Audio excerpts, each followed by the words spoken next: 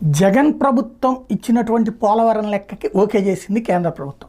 గతంలో చంద్రబాబు గారి టైంలో 55,000 కోట్ల రూపాయలు కావాలన్నారు. దాన్ని ఆ రోజున అంగీకరించలేదు, అడ్డుపడింది, అక్కడతో ఆగిపోయింది. అప్పుడు ఎందుకు ఇవ్వవు అంటూ చంద్రబాబు గారు నిలదీయటం, దానివల్ల చాలా రోజులు నడిచిపోయింది.